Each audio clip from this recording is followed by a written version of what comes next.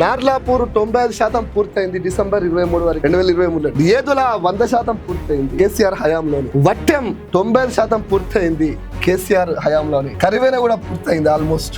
దీనికి అనుమతులు లేవని చెప్పి పిట్టకథలు. 25/1/2019 నాడు అటవీ శాఖ అనుమతి వచ్చింది. 3/9/2021 నాడు కేంద్ర వన్యప్రాణి సంరక్షణ బోర్డు నుంచి అనుమతి వచ్చింది. 3/7/3/23 కేంద్ర విద్యుత్ నుంచి అనుమతి వచ్చింది. 23 నాడు గిరిజన మంత్రిత్వ శాఖ నుంచి వచ్చింది. 23లోనే ఏడ్ల భూగర్భ జల బోర్డు నుంచి అనుమతి వచ్చింది. 23లో 8లోనే పర్యావరణం నుంచి కూడా అనుమతి ఇవ్వచ్చని సిఫారసు కూడా. నువ్వు పెండింగ్ చేయాల్సింది ఏంది, నువ్వు చేయాల్సింది ఏంది చెప్తే నవ్వుకుంటారు మిత్రులారా. ఎంత దుర్మార్గమైనది అంటే కేసీఆర్ ప్రభుత్వం 2023 వరకే 27,513 కోట్ల తోటి ఎంత చేసి చేస్తా మిత్రులారా, 27,368 ఎకరాలు ఆల్రెడీ కేసీఆర్ ప్రభుత్వం సేకరించింది. ఇంకా మనకు కావాల్సిందంతా కేవలం 177. కేసీఆర్ 9 ఏళ్లలో ఒక్క పాలమూరు విషయంలోనే 27,368 ఎకరాలు తీస్తే ఈ 2 ఏళ్లలో కేవలం 177 ఎకరాలు కూడా ఈయన సేకరించారు. కేవలం 177 ఎకరాలు కూడా సేకరించారు. ఈయన కేసీఆర్ చేసినటువంటి అభివృద్ధి గురించి నార్లాపూర్ 95%, ఏదుల 100%, వట్టెం 95%, కరివేన 100%,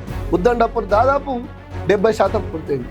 మిగిలిన 2%, 3% చేయలేని సన్నాసి రేవంత్ రెడ్డి ఇలా పాలమూరుకు ద్రోహం చేస్తుంది.